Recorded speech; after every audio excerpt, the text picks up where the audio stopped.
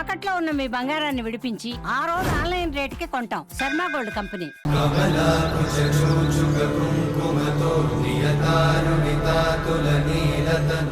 అర్చకులు విజయ్ గారు, సత్యనారాయణ గారితో ఉన్నాం. మనం మాట్లాడదాం. నమస్కారం అండి. నమస్కారం అండి. వైకుంఠ ఏకాదశి శుభాకాంక్షలు మీకు. మీ అందరికీ కూడాను ముక్కోటి ఏకాదశి శుభాకాంక్షలు. భక్తులందరికీ కూడాను స్వామివారి దివ్య ఆశీస్సులు. మనం తిరుమలలో ఉన్నామా లేకపోతే హైదరాబాద్ లోనే ఉన్నామా అనేటటువంటి అనుభూతి అయితే ఖచ్చితంగా కలుగుతోంది. ఇక్కడ అటు భక్తుల రద్దీ అవ్వచ్చు, మీరు ఏర్పాట్లు ఇక్కడ టీటీడీ చేసినటువంటి ఏర్పాట్లు అనుకోవచ్చు, చాలా వైభవోపేతంగా జరుగుతున్నాయి. ఎలా జరుగుతున్నాయండి కార్యక్రమాలు? ఏమేం చేశారు ఇక్కడ ఈ రోజు? ఏమేం క్రతువులు జరిగాయి?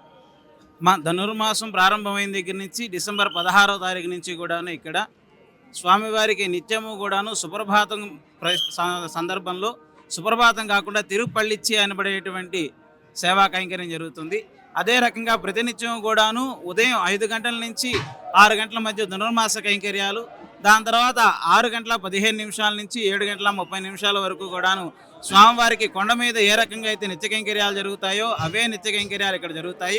ఇవి కాకుండా సంవత్సరం పొడుగునా కూడాను తిరుమల తిరుపతి దేవస్థానం వారి ఆధ్వర్యంలో కొండ మీద శ్రీవారికి ఏ రకంగా అయితే ఉదయం సుప్రభాతం, అర్చన, తోమాల, కొలువు, సహస్రనామార్చన, మరి శాత్మర ఇత్యాది కైంకర్యాలు ఏ రకంగా అయితే జరుగుతాయో అవన్నీ కూడాను స్వామివారికి ఇక్కడ యథాతథంగా తిరుమల తిరుపతి దేవస్థానం వారి ఆధ్వర్యంలో సాంప్రదాయమైనటువంటి వైఖానస అర్చకుల చేతులుగా స్వామివారికి అన్ని కైంకర్యాలు కూడా ఇక్కడ జరుగుతాయి. అద్భుతం అండి. అయితే చలి అనేది లెక్క చేయకుండా కూడా జనాలు ఈ ఉత్తర ద్వారం ద్వారా స్వామివారిని దర్శించుకోవాలనే భక్తితో, శ్రద్ధతో ఇక్కడికి వచ్చారని చెప్పడంలో ఎటువంటి అతిశయోక్తి లేదు.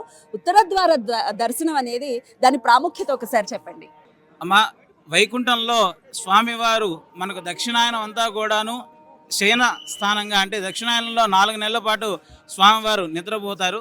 ఆ యోగ నిద్ర నుంచి కార్తీక మాసంలో వచ్చేటువంటి శుక్లపక్ష ఏకాదశి నాడు స్వామివారు మేల్కొని ఉంటారు. ఆ మేలుకున్న తర్వాత వచ్చేటువంటి మార్గశిర మాసంలో వచ్చేటువంటి మొదటి శుక్లపక్ష ఏకాదశి నాడు ఈ వైకుంఠ ఏకాదశిగా మనం జరుపుకుంటాం. స్వామివారు ఏ రకంగా అయితే ఈ 4 నెలలు కూడా నిద్ర మేల్కొన్న తర్వాత యోగ నిద్ర నుంచి ఎప్పుడైతే మేల్కొని వస్తారో ఆ యోగ నిద్ర నుంచి మేల్కొన్న తర్వాత భక్తులందరికీ కూడాను కాకుండా ముక్కోటి దేవతలు ఎవరైతే ఉంటారో ఆ దేవతామూర్తులందరికీ కూడాను వైకుంఠంలో ఉత్తర ద్వారంలో స్వామివారు దర్శనం ఇవ్వడం జరుగుతుంది. వాళ్ళందరి యొక్క అభీష్టాలు నెరవేర్చడం జరుగుతుంది. ఈ 4 నెలలు ఆయన లేనప్పుడు ఏవైతే సమస్యలు ఉన్నాయో ఆ సమస్యలన్నీ కూడాను దేవతలు వచ్చి ఆయన చెప్పుకుంటే ఆయన పరిష్కారం చేసేటువంటి అవకాశం కోసం వీళ్ళందరూ కూడా ఎదురు చూస్తూ ఉంటారు. అదే రకంగా ఈ భూలోకంలో మన అందరం కూడాను స్వామివారు యోగ నిద్ర నుంచి మేల్కొన్న తర్వాత వచ్చేటువంటి మొదటి దర్శన ఏకాదశి ఏదైతే ఉందో ఇవాళ రోజున భక్తులందరూ కూడా ఈ వైకుంఠ ద్వారం ద్వారా వెళ్ళడం వల్ల, ఈ వైకుంఠ ద్వారం ద్వారా దర్శనం చేసుకోవడం వల్ల మనకుండేటువంటి సమస్యలు ఏవైతే ఉంటాయో వాటన్నిటిని కూడాను పరమాత్మకి విన్నవించుకొని, అయ్యా మాకుండేటువంటి ఈతి బాధలు ఇవన్నీ ఉన్నాయి, వీటన్నిటిని కూడాను శాంతింపజేయమంటే మనందరం కూడాను స్వామివారి యొక్క కృపకు తప్పకుండా పాత్రలు అవుతాము. కాబట్టి ఆ రకమైనటువంటి విశ్వాసంతో, ఆ రకమైనటువంటి నమ్మకంతో భక్తులందరూ కూడాను దర్శనం చేసుకోవడం జరుగుతోంది. అంటే స్వామివారిని మనమే కాదు, అటు రాక్షసుల్ని కూడా ఆయన అనుగ్రహించినటువంటి సందర్భాన్ని ఏకాదశి చెప్తూ ఉంటుంది. రాక్షసుల పరివర్తనకి సంబంధించినటువంటి కథని విని ఆ తర్వాత స్వామివారిని దర్శించుకుంటే పాప ప్రక్షాళన జరుగుతుంది అనేది అందరికీ తెలిసినటువంటి విషయమే. అవునండి. ఒక ఈ ఏకాదశి ముక్కోటి ఏకాదశి అని కాదండి, కైశిక ద్వాదశి వ్రతం అనేటువంటి ఉన్నది, తర్వాత పరివర్తన ఏకాదశి ఉంది, ఇత్యాది 24 ఏకాదశుల్లో దగ్గరగా ఒక 4-5 ఏకాదశులు రాక్షసులకు కూడాను స్వామివారు అనుగ్రహించి స్వామివారి యొక్క తన లీలా విశేషం చేత వాళ్ళందరికీ కూడాను మోక్షాన్ని ఇచ్చారు అని చెప్పేటువంటి కథలు మనందరికీ కూడాను ఉన్నాయి. కేవలం దేవతలకి మనుషులకే కాదండి, రాక్షస గణాలు ఈ మనం ముందుగా చెప్పుకున్నాం 14 గణాలని చెప్పుకున్నాం. ఈ 14 గణాల్లో మనకు కూష్మాండ గణాలు, కుమార గణాలు అనేటువంటి రాక్షస గణాలు కూడా ఉన్నాయి. వాళ్ళందరినీ కూడాను స్వామివారు అనుగ్రహిస్తూ ఉన్నారు. ఏకాదశి వ్రతం ఎవరు చేసినప్పటికీ కూడాను స్వామివారు తప్పకుండా అనుగ్రహిస్తారు అని చెప్పేటువంటి దాంట్లో ఎటువంటి అతిశయోక్తి లేదు. ఏకాదశి అంటే ఉపవాసం అనేది ప్రధాన పాత్ర పోషిస్తూ ఉంటుంది. అయితే ఆహారాన్ని అంటే ప్రత్యేకంగా అన్నంలో పాపం సంతరించుకుని ఉంటుంది. ప్రత్యేకంగా ఆ రోజున ఏకాదశి రోజున అన్నాన్ని మాత్రం ఎటువంటి పరిస్థితుల్లో తినకూడదు అని అంటుంటారు. అసలు ఏకాదశి నియమాలు ఏమిటి? ఉపవాసాన్ని ఎలా చేయాలి? మరుసటి రోజు పాలన ఎలా చేయాలి? ఈ విషయాల గురించి ఒకసారి. ఉపవాసము అని అంటే అది తినకుండా ఉండడం అని కాదండి. సమీపే వాస, స్వామివారి యొక్క సమీపంగా మనందరం కూడాను ఉండగలగడం ఉపవాసం. ఈ భోజనాన్ని ఎందుకు తినకూడదు అని అన్నారంటే దీంట్లో చాలా ప్రకృతి ధర్మాలన్నీ కూడాను ఉన్నాయి.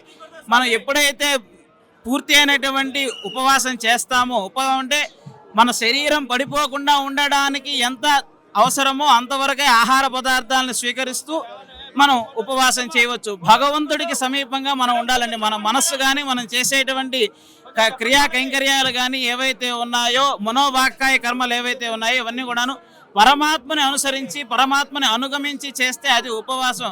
అంతే తప్పితే మనం భోజనం తినకుండా పూర్తిగా ఆపేసి ఏ మొబైల్ చూస్తూనో ఫోన్ చూస్తూనో కూర్చుంటే అది ఉపవాసం, నిష్ప్రయోజనమైనటువంటి ఉపవాసం. భోజనం మానేస్తాం కదా అని చెప్పి ఫోన్ చూస్తూ కూర్చుంటే అది మనం ఉపవాసం చేస్తున్నట్లు కాదు. కాబట్టి పరమాత్మకి దగ్గరగా ఉండి మనం శరీరం పడిపోకుండా ఉన్నంత వరకు, ఇప్పుడు ప్రస్తుత కాల రీత్యంలో స్వామివారికి ఏ రకంగా అయితే శంఖ చక్రాలు ఉన్నాయో అందరికీ బీపీ షుగర్లు ఆ రకంగానే ఉన్నాయి. కాబట్టి అద్భుతం. ఆ పరిస్థితుల్లో మనం నిర్జలోపవాసాలు చేయమని మేము ఎవరం కూడా చెప్పం. మీ శరీరం ఉండడానికి ఏవైనా పాలు లేదా ఏదైనా పండ్ల పదార్థాలు ఏవైనా సరే స్వీకరించి మన శరీరాన్ని ఉంచుకోవచ్చు. మరి ఆరోగ్య పరిస్థితులను కూడా దృష్టిలో ఉంచుకుని ఇంకేమైనా అన్న పదార్థం కాకుండా ఏవైనా రవ్వతో చేసినటువంటివి లేదా భగవత్ ప్రసాదం, ఇప్పుడు పరమాత్మకి అందరూ కూడా ఇక్కడ అన్న ప్రసాదం ఇస్తున్నారు. వచ్చిన భక్తులందరికీ కూడా ధనుర్మాసం అంటే ముఖ్యంగా ఇచ్చేటువంటిది పొంగలి, మళ్ళీహోర ఇత్యాది పదార్థాలు మరి ఇక్కడ ప్రసాదం ఇస్తున్నారు. కాబట్టి స్వామివారి ప్రసాదాన్ని తీసుకోవచ్చు, దానికి ఎటువంటి దోషము లేదు. అయ్యో అన్నం కదండి మేము తీసుకోము అటువంటి ఇదేమి లేదండి. స్వామివారి ప్రసాదం ఈ గుళ్ళోనే కాదు ఏ గుళ్ళో ఇచ్చినప్పటికీ కూడాను, అన్న ప్రసాదం అయినప్పటికీ కూడాను శ్రీవారి ప్రసాదం నిస్సంకోచంగా తీసుకోవచ్చు, దానికి ఏమి అభ్యంతరం లేదు. అయితే నవవిధి భక్తి మార్గాల్లో స్వామివారికి ఎలా అయినా దగ్గర అవ్వచ్చు. అయితే అందరూ కూడా గుళ్ళకి రాలేకపోవచ్చు, లేకపోతే ఉత్తర ద్వారం ద్వారా మేము దర్శించుకోలేకపోతున్నామని బాధపడే వాళ్ళు కూడా ఉండొచ్చు. వారికి ఏదైనా ప్రత్యామ్నాయం ఏదైనా ఉంటుందా అండి స్వామివారికి దగ్గర అవ్వడానికి? మనం గుడికి రావాలి, పరమాత్మను దర్శించుకోవాలి అనేటువంటిది ఎటువంటిది అంటే, మనకు ఒక ప్రదేశాన్ని నిర్మించుకుని మనం దేనికి వస్తున్నామంటే అంతటా ఉన్నటువంటి పరమాత్మని మనం ఏ రకంగా అయితే వాయువు అన్ని దగ్గరలా ఉంటుంది కానీ మనం ప్రత్యక్షంగా చూడలేం, మన విద్యుత్ అన్ని దగ్గరలా ఉంటుంది అని ప్రత్యక్షంగా ఒక దగ్గర చూడలేం. వాటన్నిటిని కేంద్రీకరించుకోవడం కోసం మనం ఏ రకంగా అయితే ఒక సారూప్యతని తీసుకొస్తాము, పరమాత్మ అన్ని దగ్గరలా కూడా వ్యాపించి ఉన్నాడు. ఆయన తత్వాన్ని, ఆయన యొక్క శక్తిని, ఆయన యొక్క వాత్సల్యాన్ని మనం అనుభవించడం కోసం ఈ ఆలయాలకు వస్తూ ఉంటాం. మరి ఆ వాత్సల్యాది గుణాలన్నింటినీ కూడా మనం అనుభవించడానికి గుడికి రాలేనటువంటి పరిస్థితుల్లో మనం ఎప్పుడైతే కల్మషం లేనటువంటి మనస్సుతో, మీరు అనారోగ్య రీత్యా ఇంట్లోనే ఉండి ఉండొచ్చు, లేకపోతే పరిస్థితుల రీత్యా ఏదైనా ప్రయాణాల్లో ఉండి ఉండొచ్చు, లేకపోతే మనకు ఎవరో బంధువులతో ఏదైనా వివాహాది కార్యక్రమాలు లేకపోతే ఏమైనా ఫంక్షన్లు ఉండి ఉండొచ్చు. ఇటువంటి ముఖ్యమైనటువంటి దినాల్లో మనం పరమాత్మని చేరుకోలేము అనేటువంటి తృష్ణ ఎప్పుడైతే మన మనస్సులో పుడుతుందో అప్పుడు మనకు పరిపూర్ణమైనటువంటి ఆలోచన మనకు సంపూర్ణంగా ఎప్పుడైతే వస్తుందో అప్పుడే మనం ఏకాదశి వ్రతం చేయడానికి పూనుకున్న వాళ్ళం అవుతాం. ఏ ప్రదేశంలో మనం ఉన్నామో ఆ ప్రదేశంలోనే పరమాత్మని మనం సంపూర్ణమైనటువంటి చిత్తంతో ఒక్కసారి స్మరిస్తే కూడా చాలు. కలో సంకీర్త్య కేశవం, నాయనా గోవింద నారాయణ, నేను నీ నామస్మరణ మాత్రమే చేయగలను.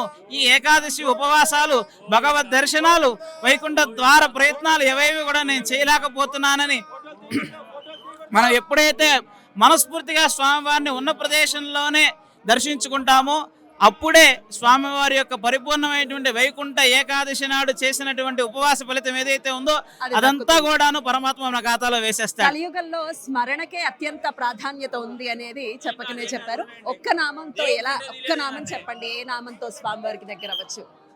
ఆయనకి 1000 పేర్లు, సహస్ర నామాలు వాడు, 1000 నామాలని వాడి నేను ఏ పేరుతో పిలిచేది అంటుంది రుక్మిణీదేవి. కాబట్టి 1000 నామాలు ఉన్నటువంటి స్వామిని ఏ పేరుతో పిలిచినప్పటికీ కూడా పలుకుతారు. కానీ గోవింద అనేటువంటిది చూడండి, అది గోవింద నామస్మరణ అనేటువంటిది చాలా ముఖ్యమైనటువంటిది. ఎందుకంటే గో అనే పదానికి చాలా రకాలైనటువంటి అర్థాలు ఉన్నాయి. వేదాలని ఉంది, బ్రాహ్మణులనుంది, గోవులనుంది, భూమి అనుంది, మరి ఎవరైతే సౌజన్యమైనటువంటి శీలవతులు ఉన్నారో, పతివ్రతలు ఉన్నారో వాళ్ళని ఉంది. మరి ఈ గో అనే పదానికి స్త్రీ అని అర్థం ఉంది. కాబట్టి వీళ్ళందరినీ కూడా కాపాడినటువంటి వాడు ఎవరయ్యా అంటే పరమాత్మ. ఒకసారి మనం దశావతారాలు కనుక వెనక్కి చూసుకున్నట్లయితే మత్స్యావతారం వేదాలను కాపాడడం కోసం, మరి కూర్మావతారం రాక్షసుల్ని దేవతల్ని కూడాను కాపాడడం కోసం, మరి అదే రకంగా వరాహ అవతారంలో భూమిని కాపాడాడు, మరి నారసింహ అవతారంలో ప్రహ్లాదాది వీళ్ళందరినీ కూడాను కాపాడారు. కాబట్టి ఈ గో అనే పదానికి ఒక్క ఇదని కాదండి.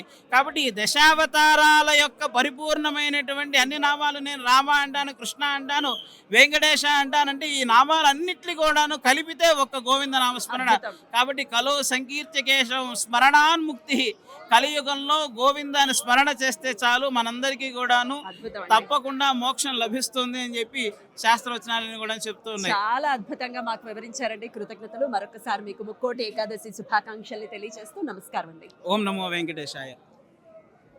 నమస్కారం. నమస్తే. Thank you.